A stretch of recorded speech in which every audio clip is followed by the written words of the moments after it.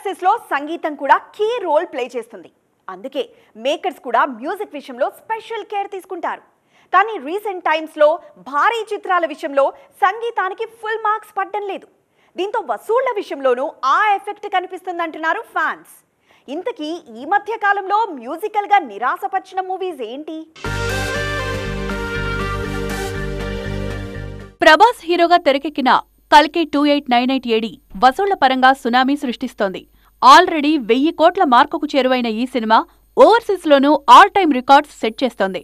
ఇంత జరుగుతున్నా ఈ సినిమా సంగీతం విషయంలో మాత్రం పెద్దగా బజ్ లేదు. సినిమా రిలీజ్ కు ముందు కల్కి టీం నుంచి పెద్దగా మ్యూజిక్ అప్డేట్స్ రాలేదు. రిలీజ్ తర్వాత వరుసగా వీడియో సాంగ్సే రిలీజ్ చేస్తున్నా వాటికి బజ్ రావడం లేదు. దీంతో సినిమా కంటెంట్ రేంజ్ లో మ్యూజిక్ కూడా సక్సెస్ అయ్యుంటే వసూళ్లు ఇంకాస్త పెరిగేవంటున్నారు డార్లింగ్ ఫ్యాన్స్. దేవర మ్యూజిక్ విషయంలోనూ ఫ్యాన్స్ ఫుల్ హ్యాపీగా లేరు.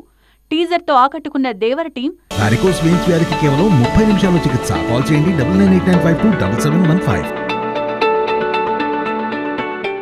సాంగ్స్ విషయంలో మాత్రం ఎక్స్పెక్టేషన్స్ ను రీచ్ కాలేదన్న కంప్లైంట్స్ ఉన్నాయి. లిరిక్స్ గొప్పగానే ఉన్నా అనిరుద్ కంపోజిషన్లో అవి సరిగా వినిపించడం లేదంటున్నారు తారక్ ఫ్యాన్స్. శంకర్ కాంపౌండ్ నుంచి వస్తున్న సినిమాల మ్యూజిక్ మీద కూడా బజ్ అస్సలు బాలేదు. భారతీయుడు 2 వచ్చే వారమే ప్రేక్షకుల ముందుకు రానుంది. ఇప్పటికే 3 పాటలు రిలీజ్ అయ్యాయి. వీటిలో ఫస్ట్ సింగిల్ కి మాత్రం కాస్త పాజిటివ్ బజ్ వచ్చింది.